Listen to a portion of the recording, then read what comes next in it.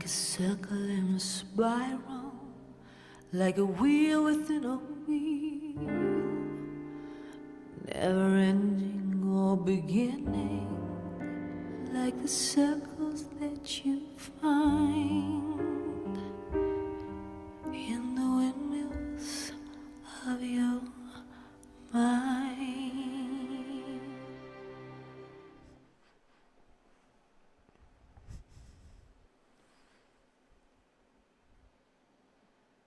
Welcome back, everyone, to this edition of the Stogie Geek Show. This is our Debonaire Ideal segment. Before we get into that, Will, because I'm not smoking it anymore, I wanted the pictures of the cigar I smoked in our earlier segment from one of our other sponsors. Just talk about that really quick. Yep. Which was the AIDS Select Maduro Figurado, which you can see the pretty awesome pictures that Chris was taking before the show. This is a good cigar. $3, man. I mean, it's pretty awesome. I mean, you can see the wrapper on it. I mean, it's just beautiful.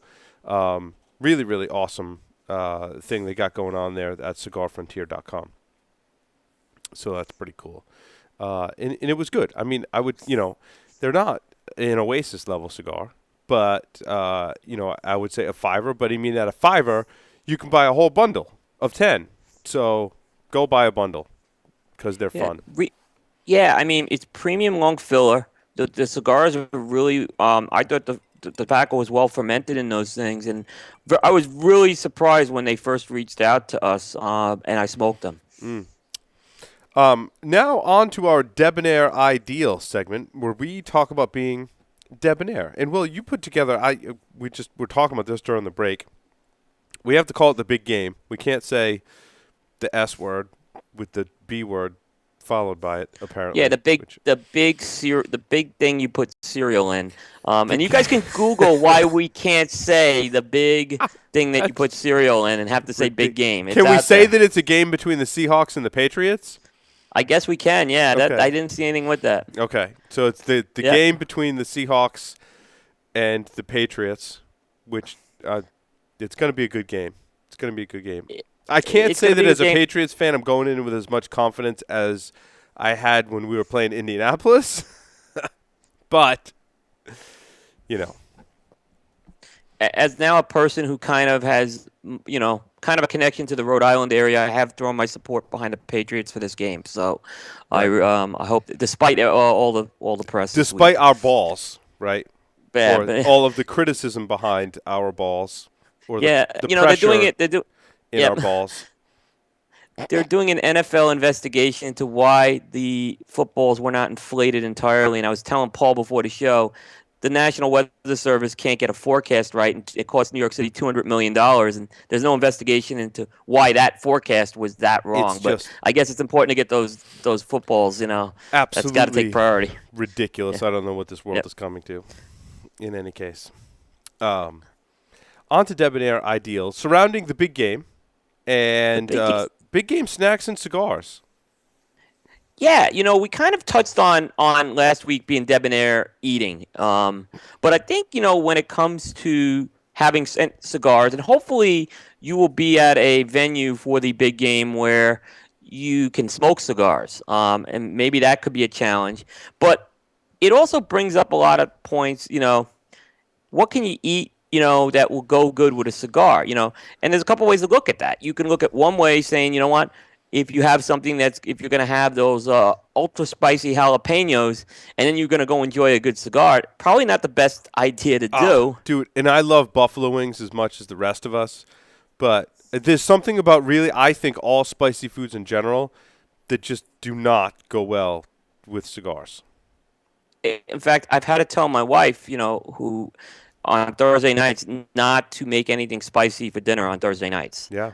Because for the show. So because I find it really nothing will wreak havoc more than like something very spicy. And I like spicy food.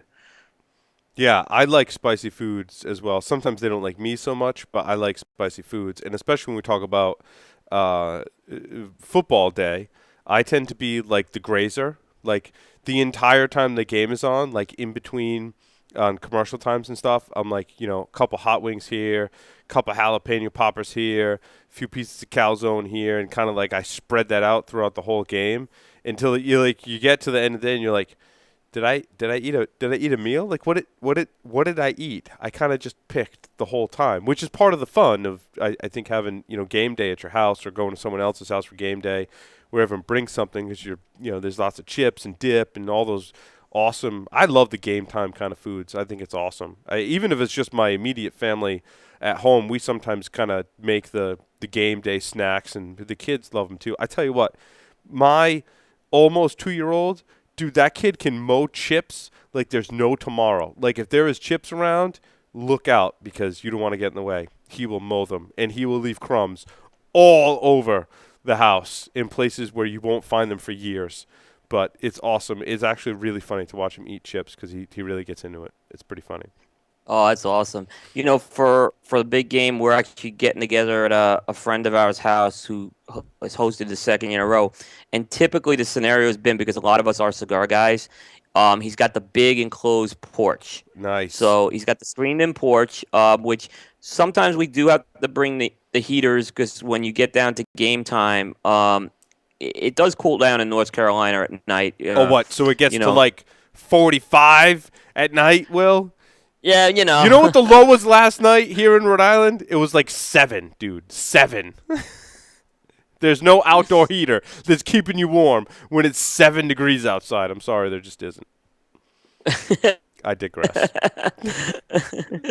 No. Yeah, so it does, and something like that, it does make an ideal scenario for having cigars. And then folks who don't want cigars, he's got a room inside the house where there's another TV with the game on. So yeah, it actually works out pretty well. So to well. go back to my point, Will, where I'm talking about grazing, right? That's something that you don't want to do when you're having a cigar. Like if I'm in a situation where I can have a cigar and watch the game, I will typically put my cigar down or wait to light up. I'll eat my meal and then I'll have a cigar. I kind of won't do the grazing thing because eating food changes your palate. And it changes the way you taste the cigar in a dramatic way, as you said. Spicy food can change it in a dramatic way. Good, bad, or good or bad, really change the way you and your palate interprets flavors. So I tend to, keep my meal separate from my cigar kind of thing when I'm in those kind of situations. So I probably wouldn't do the grazing thing if I was visiting you in North Carolina and we were over your buddy's house on the porch and we're having cigars. I would probably eat and then just enjoy cigars and drinks. Maybe take a break, eat some more, and then kind of go back to the smoking cigar kind of thing. And choose foods that are pretty neutral on the palate. Meatballs are awesome. Probably not chili. Spinach, calzones kind of thing would be good. Those kind of foods, and stay away from the spiciness. Yeah, and you talk about grazing, even in the scenario I'm in, when you're on a porch, maybe it's enclosed, but it's not temperature controlled. Mm-hmm. You leave that cigar out in like when it is about 45 to 50. It's not the same. Like if you put it down and then try to pick it back up, it's just not the same as if you're in a more temperature controlled indoor environment. Well, even at 40 degrees, even if the humidity is not all that low, when it's 7 degrees up here, there's like no moisture in the air. The point being, as temperature drops, so does humidity. So leaving out, I think, kind of just sucks all the moisture out of that cigar, Will, especially if it's already been lit. That causes a worse situation for whatever reason. So, yeah, I think you got to plan. You got to plan accordingly, right? You got to go inside. You got to eat a bunch of stuff. Then you got to go outside and stay out there to finish your cigar. Go back inside, eat a little more, then go out and have another cigar. That would be my plan for the big game day.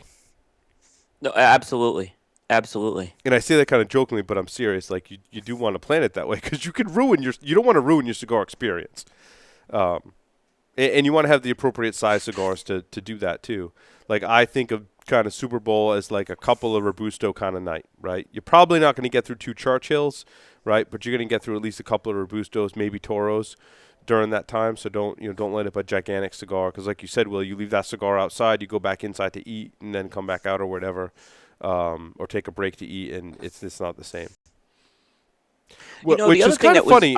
Sorry, Will, to just that's okay. Along those lines, when I was in Florida, actually, at the sales meeting, I had a few drinks in me, right?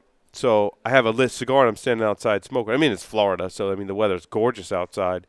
And I went inside to get a drink, and I walked inside with my cigar, and I was like, "Oh crap! I can't be in here with that." I had to walk back out and like put it down and then go back inside because I'm so kind of accustomed. Like here in the studio, I walk next door, and in Todd, manager of the Havana Club, we walk around with cigars all day long, and it's natural to us because we smoke in here, we smoke next door, so we always have a cigar in hand when we're walking around during the day.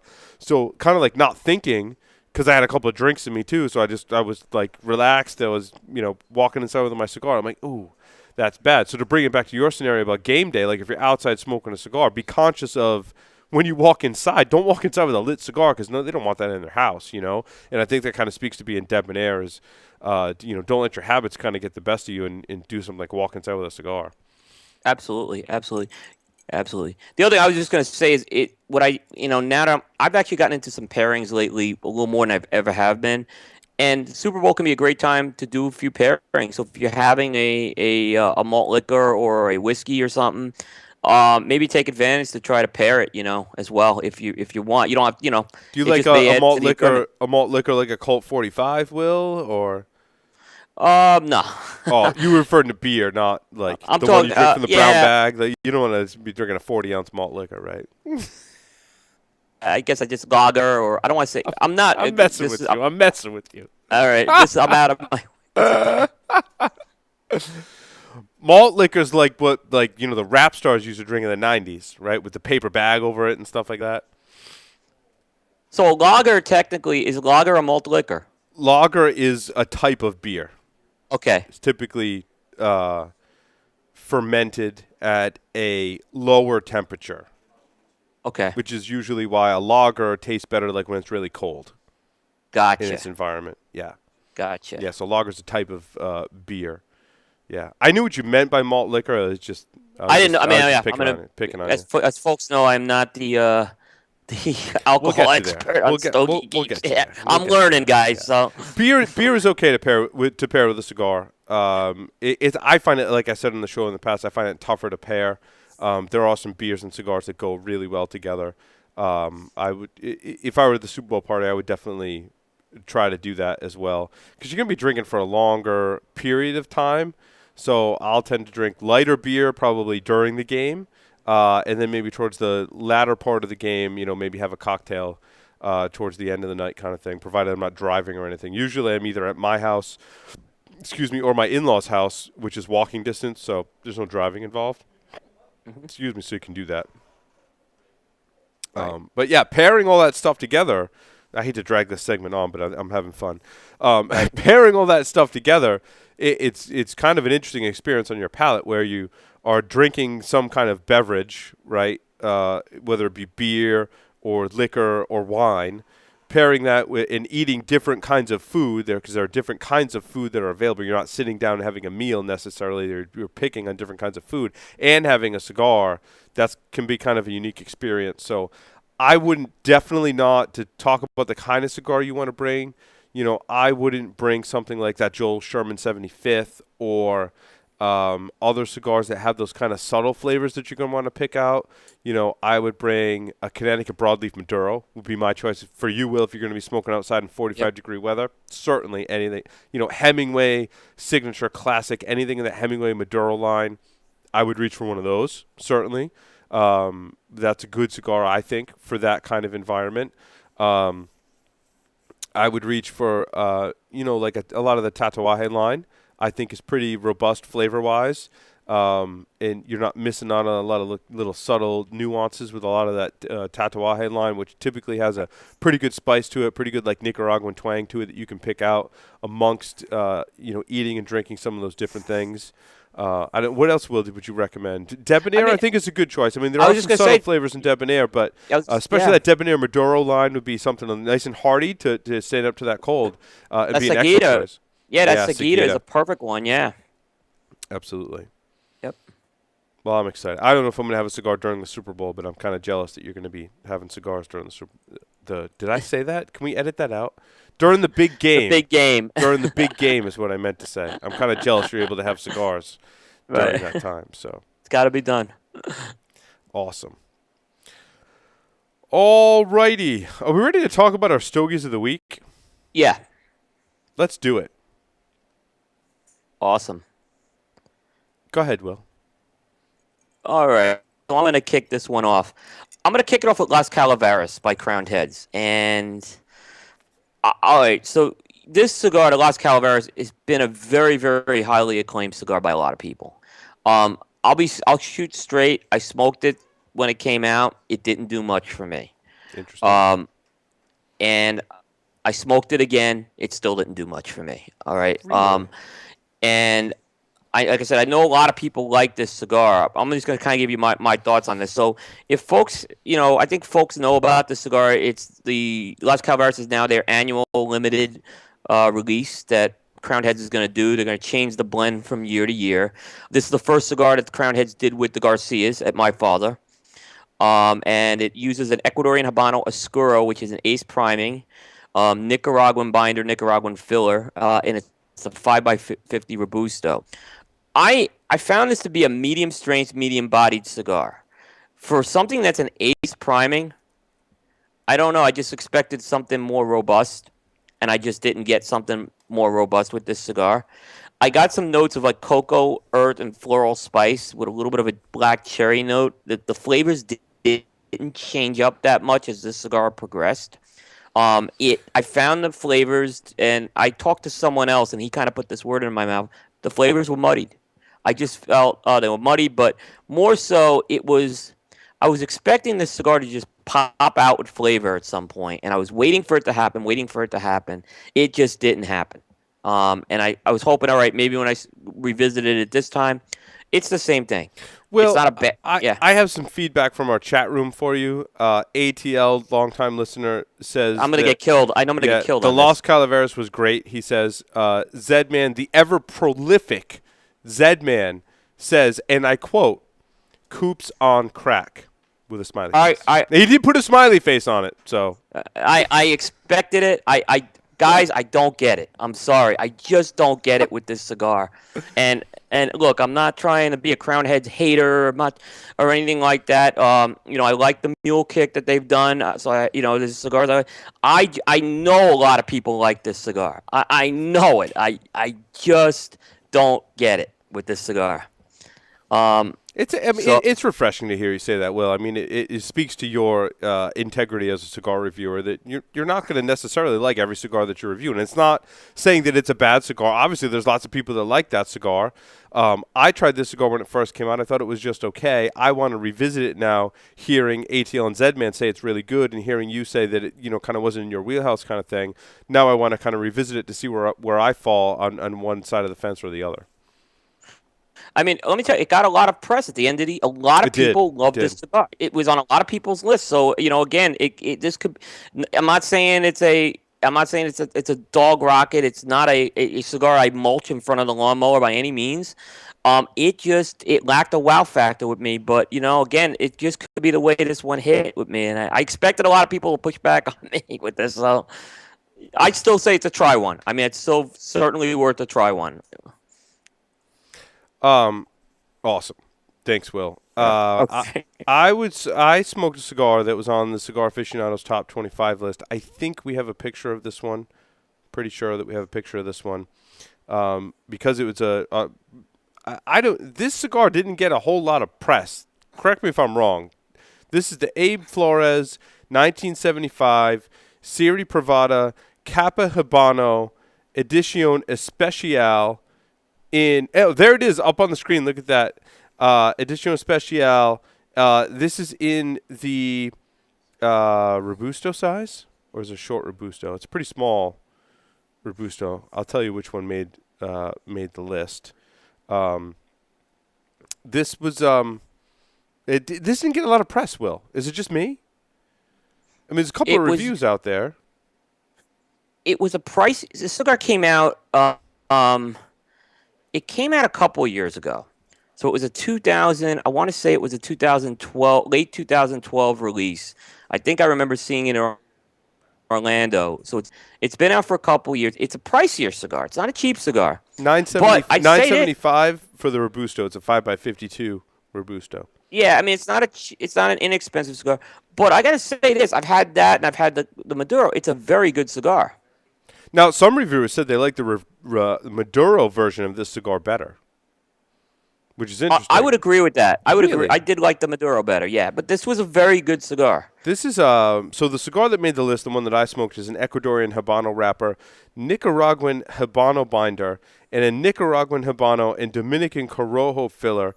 I think it was A Cigar Smoker listed the strength as a medium with the flavor and body as both full.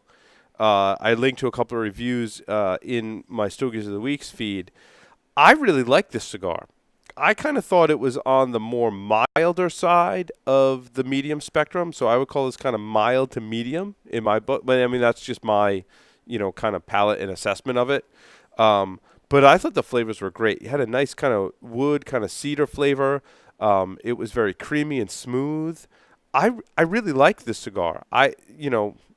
Say what you will about whether or not it makes your top 10 list or not for whatever reason, but this was a really good cigar. I think, Pinar Del Rio and a lot of stuff that Abe Flores does, they make a lot of different cigars. I've enjoyed them in the past. This one really stuck out as Abe Flores kind of at his finest, in my opinion, of a lot of the cigars I've smoked from that whole kind of family and brand. And it got some good reviews as well. Like I said, I linked to them as well. Will, you have not, I don't think you've smoked the cigar, reviewed the cigar. This may be one of the few cases where I've smoked a cigar and you haven't. I have smoked this one. I haven't reviewed it, but it's been a while. Okay. And you said, and now, I think it was A Cigar Smoker that said that he liked the Maduro better.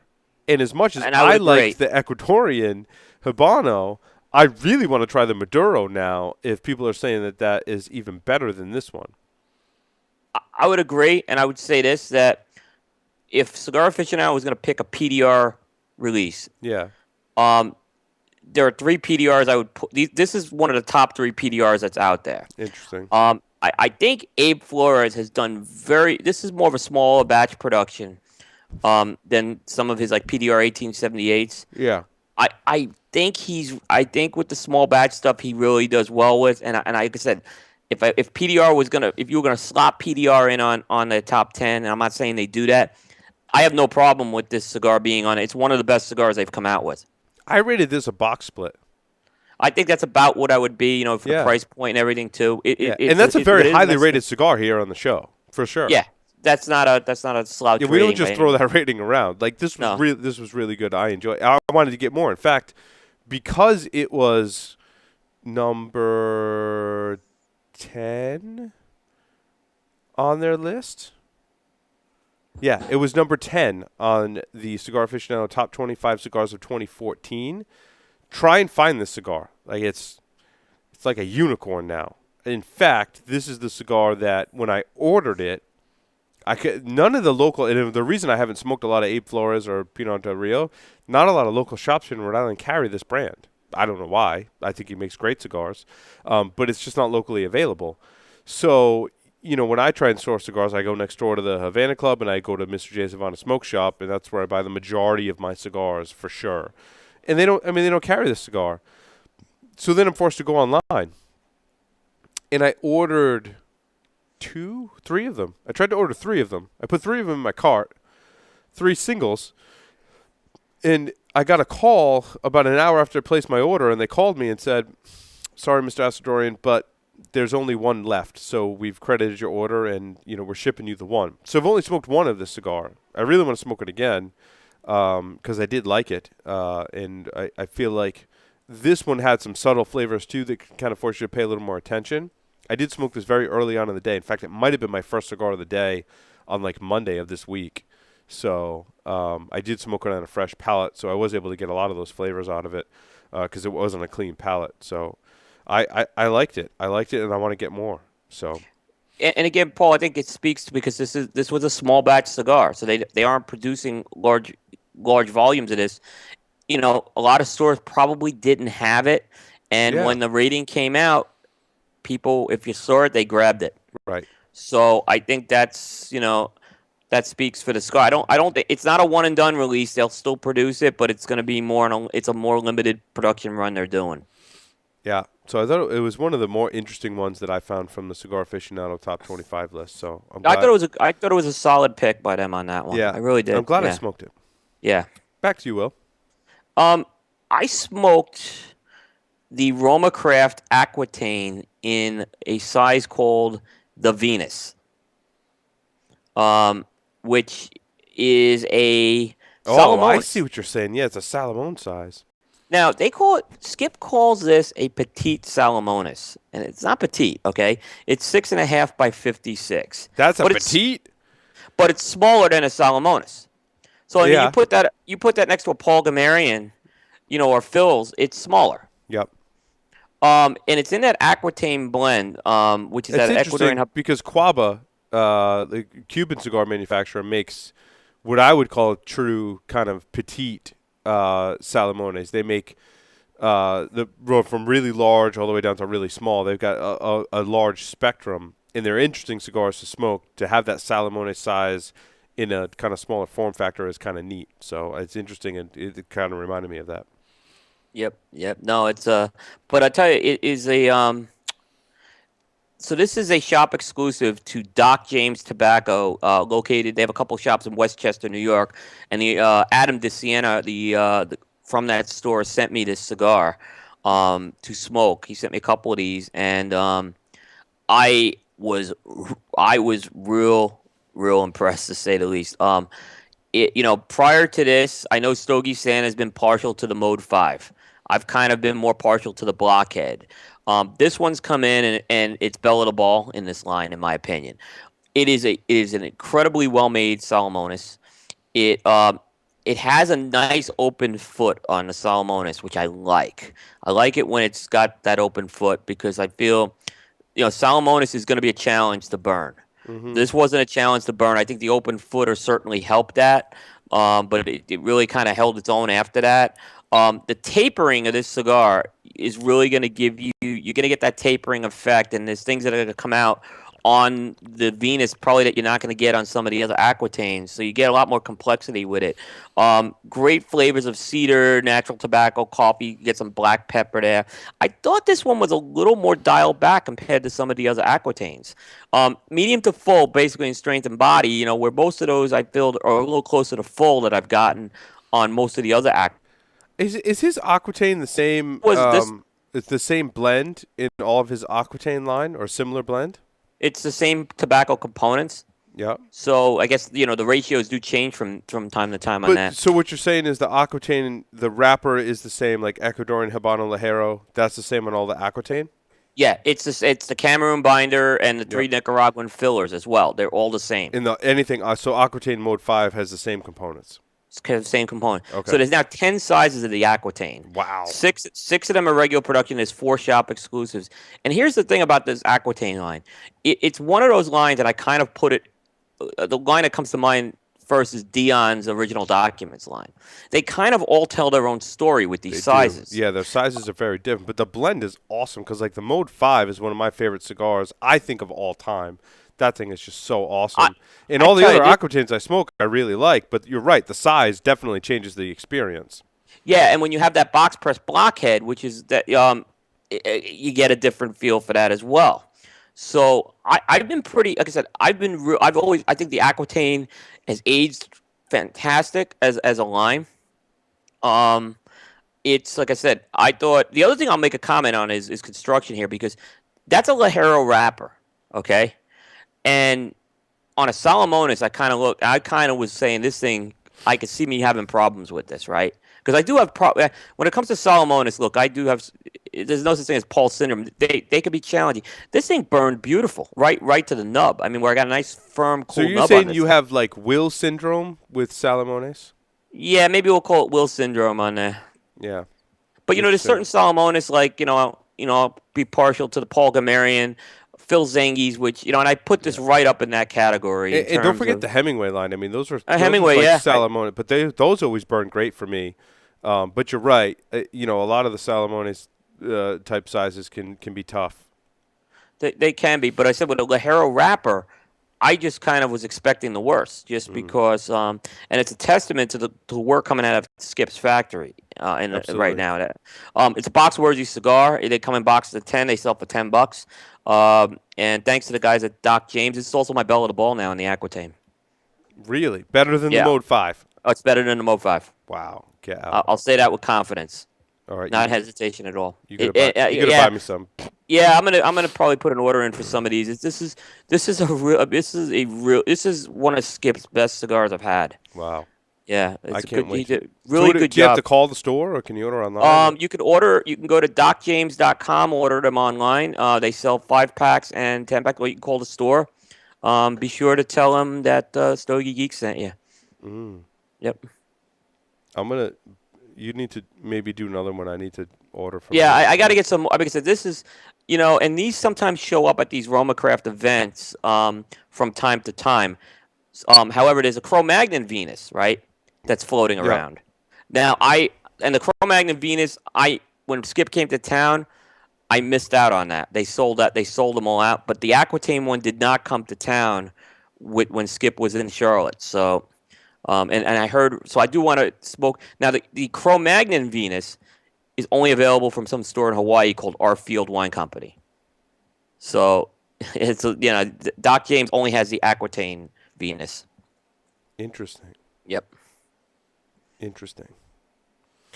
Cool. Let's see. I was smoking through my Aged Selects this week. I smoked the Aged Selects Habano Churchill.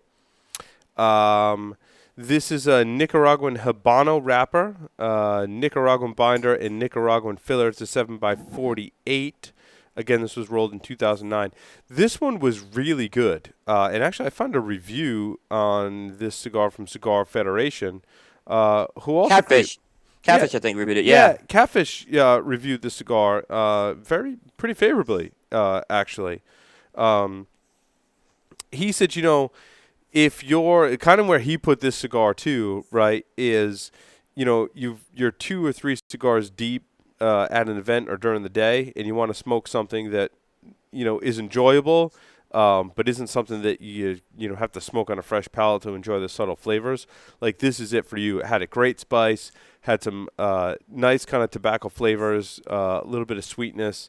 I really liked it. I thought this was a great offering. And again, for like $3 a cigar, I mean, how can you go wrong? It's $50 for a bundle of 20. I think that these cigars benefited from that extra age. I think if you smoke these when they're fresh, you'd probably be like, I don't know. But having that extra age on there, I think really smooth these out and let those flavors really come through. It was definitely medium bodied. I really liked it. I called it I'm calling it a $5, but for $50 you get a bundle. So Right, exactly. Yeah, absolutely. and folks want to, there's a link right on the Stogie Geeks page that will take you if you want to order some of these. So very easy to do. Absolutely. Yep. Back to you, Will.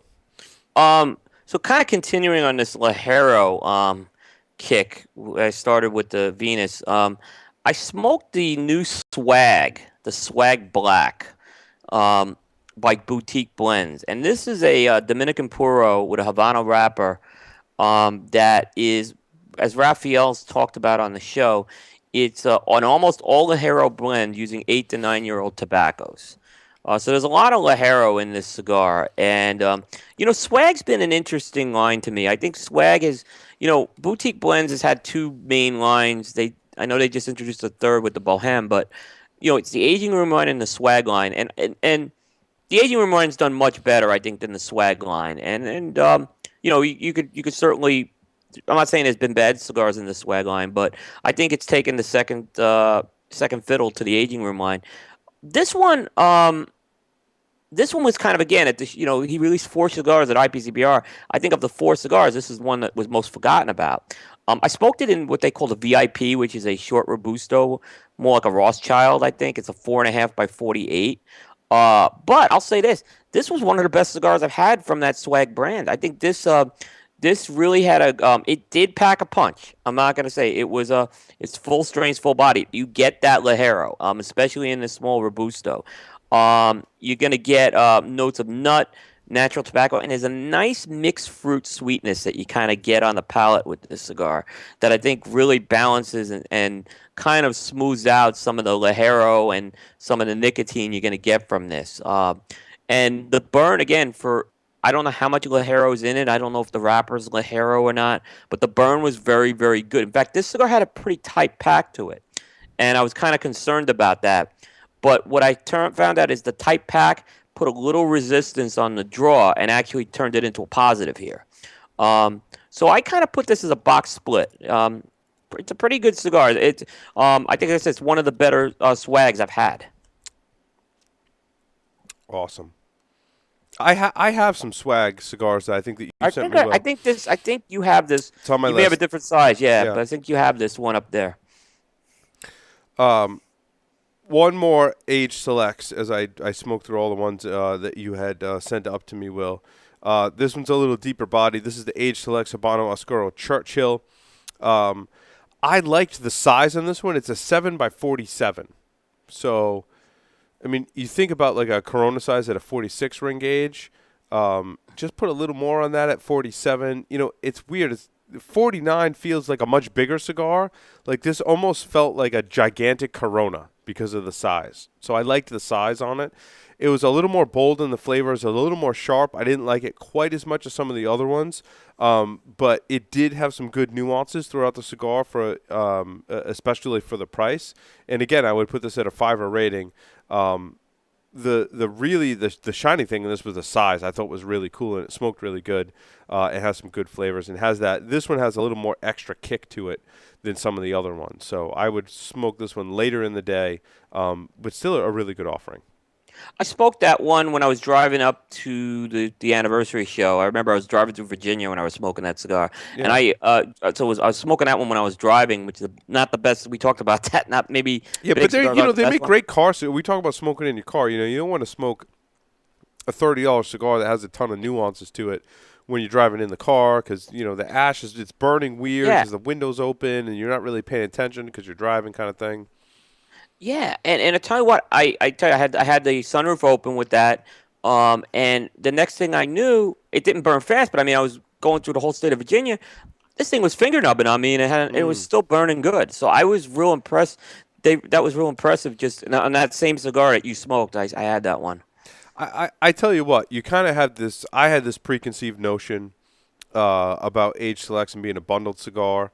And now smoking them, you need to just throw that on the window. I would say if I were to unban these cigars and give them to people, they would be blown away. They would have no idea that this was a value-priced $3 bundle cigar. They would have no idea. I'm convinced of that now. I smoked 3 or 4 of them this week. I'm absolutely convinced of that. They would have absolutely no idea that this was a bundle cigar. So I think I could give this to a lot of my Stogie Geeks friends unbanned, and they'd be like, wow, that was really good. Like, what was that? If I told them, hey, here's a bundle value price cigar, they've kind of put that preconceived notion in their head. But because of the way they acquire these cigars and the age that's on them, I think I think that's one of the things that makes them special. So, and they burn great too. Yeah, they burn great. Yeah, I think a lot of bundled cigars. What I've heard was that the junior rollers in the factory are rolling the bundled cigars, so you get kind of construction weird issues which impedes on your experience.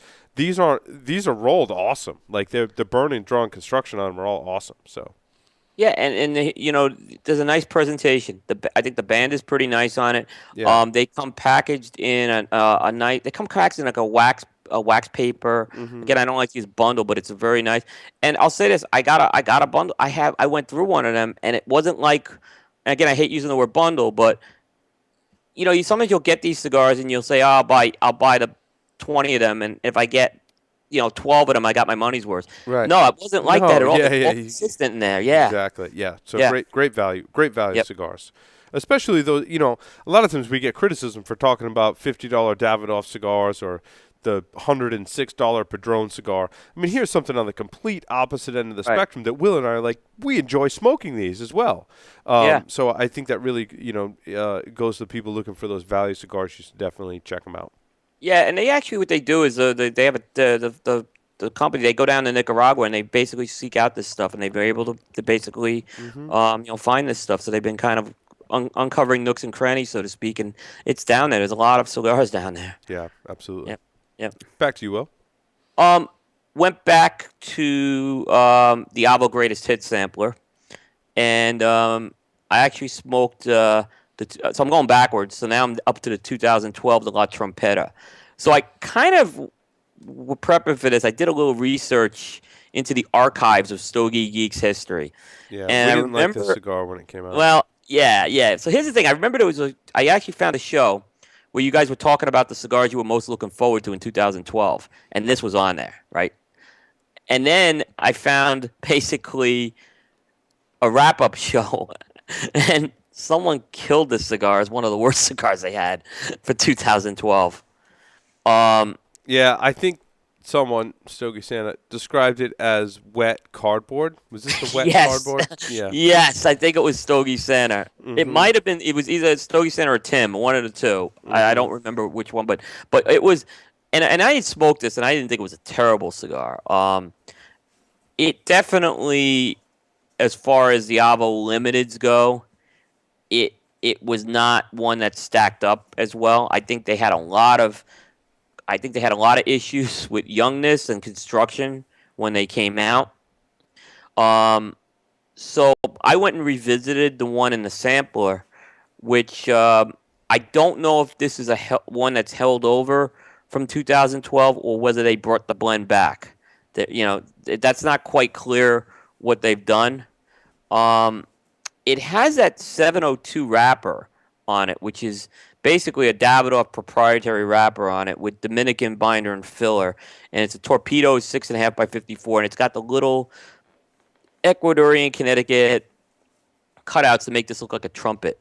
I'll agree with folks. I don't think this is the worst cigar. I don't think it's as bad as it was made out to be. It's not a bad cigar. Mm-hmm. It just it lacked wow factor, I guess is the best way to put it. In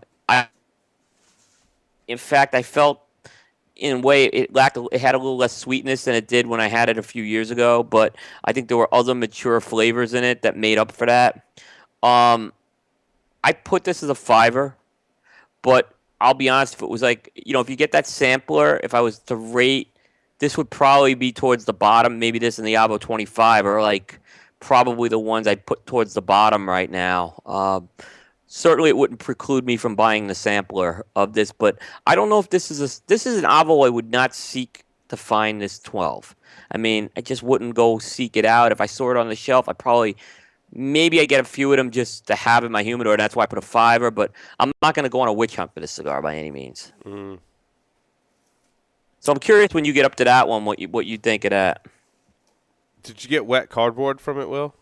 No, it was not a wet car. Okay. I mean, I'm going to say this was better than the Las Calaveras. Mm. I'm going to say it straight. It was better than the Las Calaveras. It was more balanced. That's I'm going to revisit it. Yeah, I'm kind of curious, but like I said, does it compare? I mean, the 9, 10, and 11 are fantastic. Yeah, and I'm going to hit the trifecta in the next weeks. If you're a Stogie geek, you got to get one of these Avo boxes. They're awesome. I mean, I have some pictures in the Stogie feed, and I tell you, the worst thing about that was I had to actually take apart the box. Mm. So it really is. And now Avo, they've rebranded everything, so these are kind of going to be. They're going to have new branding next. Now they have new branding, and the Avo 15 is going to have that new branding. So it's kind of they're going to call you to close that chapter, so to speak. So I smoked an EP Carrillo New Wave Reserva Connecticut in the Toro size. Excuse me. I originally had, I think we have a picture of this one. I originally had smoked the Robusto, which was more like a pre-release, which kind of isn't fair to smoke the pre-release, to review the pre-release. I had heard that these have gotten a little better with age. This is an Ecuadorian Connecticut wrapper, a Connecticut broadleaf binder, Nicaraguan, and Dominican fillers, as you can see up there on the screen. That's a picture of it. I wanted to try it in a slightly larger size, in the Toro size. And I tell you what, this is one of the best Connecticut's I've smoked in some time. This was a flavor bomb. I mean, the spice is very, very subtle. It's smooth, creamy, but I mean, it's all about flavor. I mean, nuts and wood and sweetness. Just awesome, awesome flavor throughout this Connecticut. Holds your attention through the whole way through. And you know when to describe a cigar like that it's going to be at least box worthy or fight Chuck Norris. This is a fight Chuck Norris for him. I'm going to buy a box of these. These are going to age well. It has just enough strength where I think these are going to age well. They're not going to age out anytime soon. This is just one of the best Connecticut's I've smoked in a really long time. High praises for this cigar. Great job by E.P. Carrillo. And it's interesting, that New Wave and some of the New Wave short runs are some of my favorite Connecticut's as well. Even the regular short run lines are pretty mild. You can smoke them in the morning. They're a little more medium bodied. They're awesome as well. He just did a great job with this cigar. Look at the blend components of that Reserver. Very similar to that short run New Wave. Yeah. Mm-hmm. Very similar. Different size. I can't say if it's exact tobacco. It probably is a different crop. But we were talking before the show. That cigar's come into its own. I mean, because I remember Derek gave me a sample when I was up there, and I really liked it. I think, but that cigar's really coming into its own. Connecticut Shade is better than anybody. So, I mean, that's a very high praise from Paul here. If you like Connecticut Shade, you're going to love this cigar. If you're like Zed, man, Connecticut Leaf, I just can't do it, you're going to love this cigar. I'm going to go on a lim and say you're going to love this cigar. It's that good. It's that good. I can't wait. They're doing an event that we talked about last week. Mr. J's. I can't wait. I hope this is the first cigar they give out like before you eat, because this would be perfect. They would knock it out of the park with this cigar. They would blow people away with this cigar at that event. And that's the one at Milzoni's? Yeah, Melanzi's. Yeah. Melanzi's. Yeah. I'm sorry. Yeah. Sorry. I like the Robusto was good. I like the Toro a little better. I don't know. I kind of think saying that, yeah. I kind of think for your morning cigar, the Robusto isn't always the way that I go. With even in some of those New Wave short runs, Mark Jr. used to talk about how he liked the Robusto. I kind of like the Toro a little better. I smoked through a whole box of those New Wave short runs in the Toro size, and I loved that. And this is equally as good, if not. I'm gonna agree that 52 ring gauge with 5 and 5/7/8. Yeah, that's the one I liked too in the short run. Absolutely. So go buy these because they're my smoke of the week, hands down. Yep. Oh, excellent. Back to you, Will. So I have a cigar. Chris, can you put? This is the keg. Can you put this one up? We got the keg. Yep. But I smoked the new Casada keg.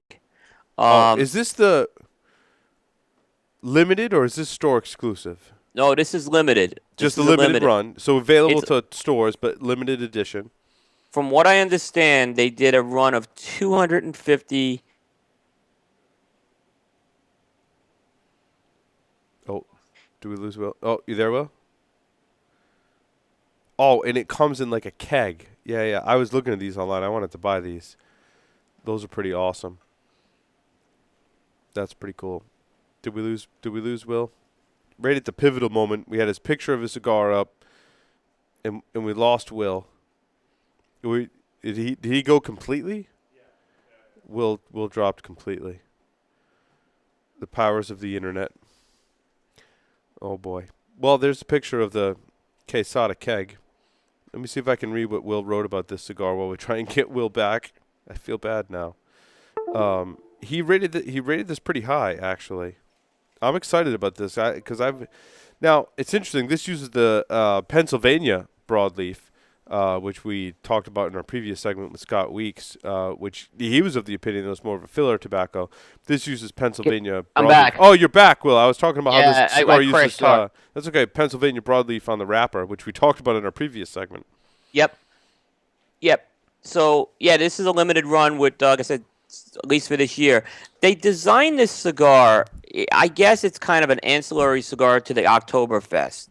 But this time, that they were looking, I think, more to pair with a German lager.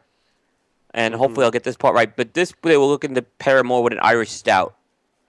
So that's the darker wrapper there. The packaging is really cool. Yeah, we were looking at the keg before. Yeah, and I got to thank the folks at Union Cigar for letting me take those photos. Like I literally took those photos the day they came in to the Union Cigar in Monroe, North Carolina. Um, I tell you what, the cigar was really good.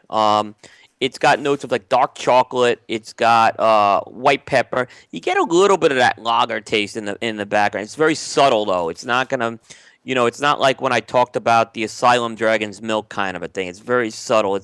I could see this pairing with a dark beer very well. I really could see it. It's not a powerful cigar. It's medium strength, medium bodied. Um, the one thing I'm going to say is I really believe that this cigar has got some serious aging potential on it. It's just you could just my gut's telling me that more than anything. But it was like I said, it's a cigar. Like I said, if you can find it, I don't think it's going to be impossible to find. But um, apparently they've shipped out what's being shipped out for this year, from what I understand. I had it as a box split or keg split. A keg split. A keg split, yeah. We could split a keg. We'd be really drunk, but we could split a keg. Yeah. We've been known to bring in kegs of beer for podcasts, Will. I tell you, the presentation is really, really, really nice on this cigar, but the cigar is good too. I mean, that's what's great. It's not just a presentation where you're getting this wooden keg. It's the cigar. The cigar really is a nice cigar. The shop I go into, it's a lot of people have been very pleased with it. I smoked a Hammer and Sickle Moscow City Robusto. This started off kind of weird when it first lit up. It took a little while to kind of get warmed up. I did get those, kind of typical Maduro flavors, very chocolatey, kind of rich flavors. It really just wasn't in my wheelhouse. I want to like the cigars from Hammer and Sickle. For me, they don't seem to be in my wheelhouse, and I haven't tried all of them, and I have more to try, and I'm going to smoke more of the ones that I have. But this one for me, it wasn't a Maduro that was kind of flavor-wise in my wheelhouse. Will, have you smoked this one? Yeah, I actually like this one a lot. I was telling you, it's a little different than it's not like anything like a Nicaraguan Maduro at all. No, it's not. It's going to be more dialed back. It's very much going to have a Dominican feel to it. I kind of liked it. I rated it a try one. I wasn't big on it. I wanted to like it. I probably have it as a 5. I probably put it as a 5 in my book. Yeah. Yeah. There's a lot of other offerings from Hammer and Sickle as well, and they're doing really well lately. And it's a great brand. I'm just kind of working my way through it, and I'm gonna find one that I like. I am. I'm confident of that. I'll still recommend it over Las Calaveras. I'm sorry. Wow. Wow. Again, I'm not trying to hate on here. It just there. It didn't do it for you, huh? Didn't do it for me. Back to you, Will. You got more cigars to talk about? I am smoked out this week. I am as well. I smoked on Tuesday night of this week. What did I smoke?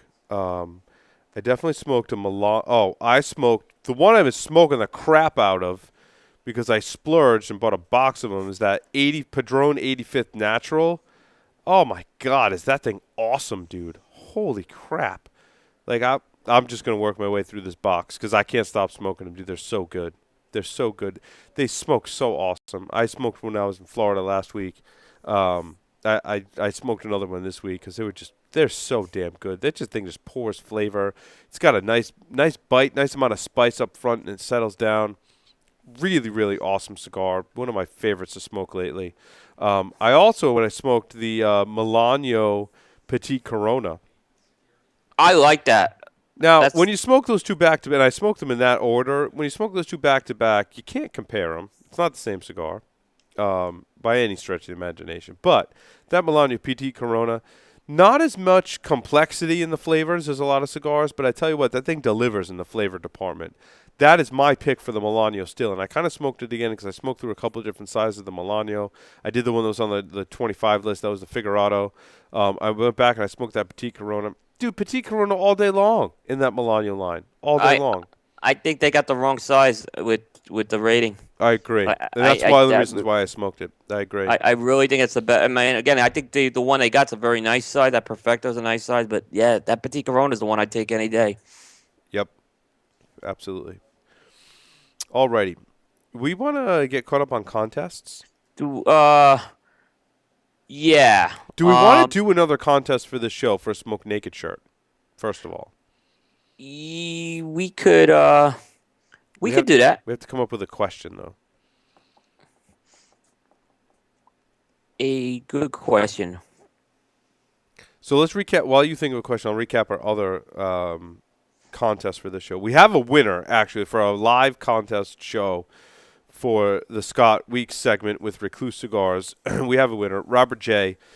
Is the winner, and he wins that elf pack. Is that what you call it, an elf pack? The elf pack. Robert Joseph is the winner. He got the answer correct. Episode 65. The elf pack, which is just a really awesome 9 cigars in there. 3 of the Sidewinder sizes in the Recluse line. That's really cool. Robert Joseph is the winner of that. Congratulations to Robert. We'll get your cigars out to you. We've got a longer-standing contest that we'll pick a random winner or a winner of our choosing that will span across live show, videos, and the audio podcast. So if you're listening or watching to the show after it's recorded, you do qualify. If you're watching or listening live, you qualify as well. So you can enter again. This is a totally separate contest. You're not limited to that 3-month blackout period. You can enter again. So we want to know, what were Scott Weeks' answers to the 5 questions? Oh, there's the Recluse gift pack that you win. Robert Joseph already won. So I should clarify, Robert, you can only win one of those. We can't let you win another one. We got to be fair and give someone else a chance. Yeah. But we're going to extend that contest out to everyone. Recluse Cigars Elf Pack. Email the show at stogiegeeks.com. You will qualify to win the second box of those, which will go to one of you. And you have to answer, what were Scott Weeks' answers to the 5 questions. And as a bonus, which will make you kind of score higher up in my queue, answer the 5 questions yourself. So tell me what the answers to your 5 questions are. And the 5 questions are 3 words to describe yourself. If you were a serial killer, what would be your weapon of choice? If you were to write a book about yourself, what would the title be? In the popular game of Ask Grabby Grabby, do you prefer to go first or second? And choose 2 celebrities to be your parents. Those are the standard 5 questions from Stogie Geeks. So answer those as a bonus. You qualify a little higher as well. So, hey Paul. Yes. Hey Paul, do you want to read AJ Fernandez real quick, and then I'll do the absolutely. Yep. I would love to. This show is, of course, sponsored by AJ Fernandez Cigars. Cigar connoisseurs are already raving about this exquisite cigar, which pays homage to Christopher Columbus's discovery of tobacco during his expedition of the New World. This medium to full-bodied cigar shows off the kind of exquisite construction that is expected by master blender AJ Fernandez. This gorgeous box-pressed cigar features a delicious dark chocolate Nicaraguan wrapper that houses a blend of Ometepe, Condega, and Esteli filler that is bound with a jalapa binder. Once lit, the perfectly balanced and refined New World gives off a beautiful billow of smoke and hits you with immediate spice and citrus flavors. As you begin to lose yourself in the rich aromas of New World, the flavors become more complex and begin to express hints of hazelnut and coffee. New World is a first-time collaboration between AJ and his father, Ishmael Fernandez, which really makes the cigar stand out in the AJ Fernandez line. To commemorate this union of father and son, this cigar is offered at an MSRP of $6, unheard of for a cigar of this caliber. AJ Fernandez invites you to embark on the journey and smoke what he guarantees to be one of the most talked about cigars of the year. New World, Cigar Journal's #1 cigar of the year. In honor of AJ Fernandez, and thank him for sponsoring the show, we've got some of the AJ Fernandez Bull cigars here in the studio. I'll include one of the AJ Fernandez cigar, the Bull, a Smoke Naked t-shirt. Smoke Naked t-shirt, AJ Fernandez cigar, the Bull is coming to you. And this contest is open to all live listeners and viewers. If we don't get any responses from the live listeners or viewers, we'll then go to people who are listening to this in the recording. But this one's open.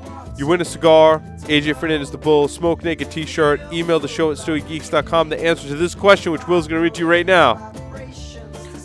When I talked about the Swag Black.